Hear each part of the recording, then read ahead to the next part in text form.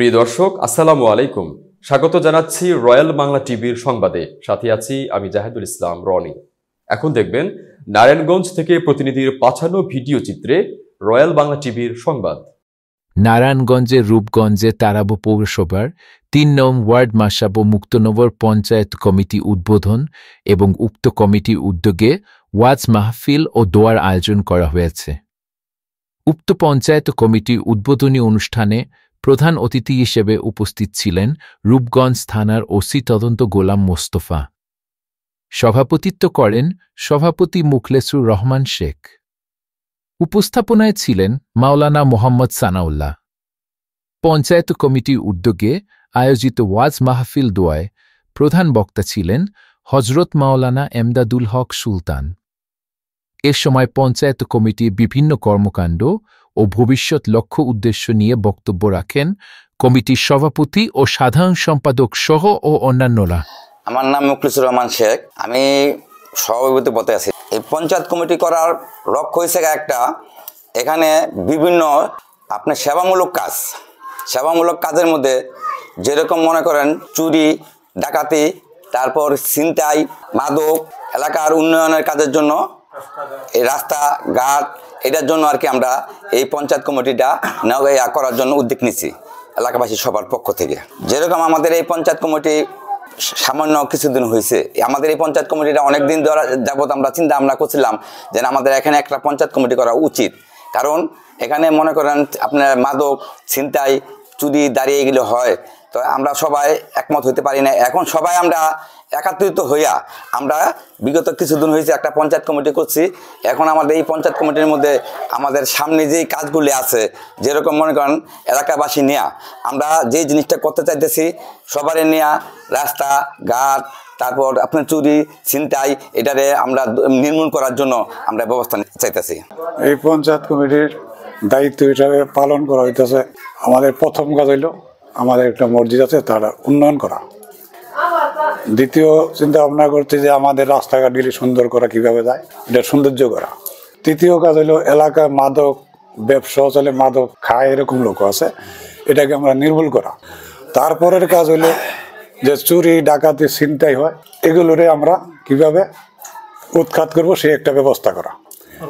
আমরা এলাকাবাসীর সবাইকে নিয়ে এই ধরনের কাজগুলো আমরা করতেছি, অলরেডি আমরা চালু রাখছি। আমরা প্রায় আমরা 10-15 জন মিলে এলাকায় আমরা টহল দিয়ে দেখি যে এই ধরনের কোনো কিছু আছে কিনা। বর্তমানে এখন আমরা অনেক শিথিলে আছি, এই ধরনের কিছুই নাই। আমরা 1 জুলাই থেকেই পঞ্চায়েত কমিটি স্থাপিত হয়। তারপরে অনেক এলাকাতে জরাজীর্ণভাবে অনেক বিচ্ছিন্ন এলাকা থেকে ছেলেমেয়েরা এসে মাদক খাইতো, এগুলো আমরা দলে দলে যাইতাম, গিয়ে ওদেরকে দৈরে আনতাম বিভিন্ন শাসনের পরে। ওরা এখন মোটামুটি এলাকা মাদক মুক্ত। তারপরে আমরা আরও উদ্যোগ নিচ্ছি, এটা হচ্ছে প্রথম ওয়াজ মাহফিল এবং পঞ্চায়েত কমিটি প্রথম পয়লা বার্ষিক ওয়াজ মাহফিল। এই মাহফিলের জন্য আমরা প্রতি বছর ইনশাল্লাহ আজকেও মাহফিল আছে, বড় বড় ইয়ারা আসবে, বক্তারা আসবে, বক্তৃতা দিবে, এলাকা জনগণ যাতে সুখে শান্তিতে বাস করতে পারে। এবং মাদক সংক্রান্ত ব্যাপারটা আগে যেভাবে ছিল এখন নাই। আগে বিভিন্ন জায়গায় ছড়ানো ছিটানো হবে, ছেলেরা বসে বসে মাদক হয়তো আমরা দৈরে আনছি, মারধর করছি, এরকমও দেখা গেছে। করাতে অনেকটা নির্মূল হয়ে গেছে। এখন মোটামুটি পঞ্চায়েত কমিটি আমাদের যে প্যারামিটারের মধ্যে কোনো আর মাদকের ইয়া নাই, অনেকটা শিথিল ইনশাল্লাহ। আমার মূল কাজ হলো আমার যে সংগঠনে যে লোকগুলি আছে এদের সাথে কথাবার্তার মাধ্যমে এদেরকে একত্রিত রাখা এবং প্রত্যেক মাসে বা 2 সপ্তাহ পরে একটা মিটিং কল করে এদের সাথে কথাবার্তা বলে বিভিন্ন কর্মকাণ্ড নিয়ে আমরা আলোচনা করার পরে আমরা সামনে অগ্রসর হই। আমাদের এই সংগঠনে এখন 33 জন সদস্য রয়েছে। আমাদের এই এখন যে সংগঠনটা রয়েছে 33 জনের, এই সংগঠনের ভিতরে যে 33 জন লোক আমরা আছি, আমার কাছে মনে হয় আমরা একটা একই পরিবারের লোক। এবং আমরা এটা তৈরি করার জন্য, এই একত্রতা তৈরি করার জন্যই আমরা এই জিনিসটা করেছি। ভবিষ্যৎ পরিকল্পনা এই সমাজের, এই মসজিদ ভিত্তিক সমাজ যেহেতু এটা, এই সমাজে মসজিদের উন্নয়ন, রাস্তাঘাটের উন্নয়ন, মাদকদ্রব্য নিয়ন্ত্রণ, এগুলির জন্য আমরা কাজ করে যাব ইনশাল্লাহ।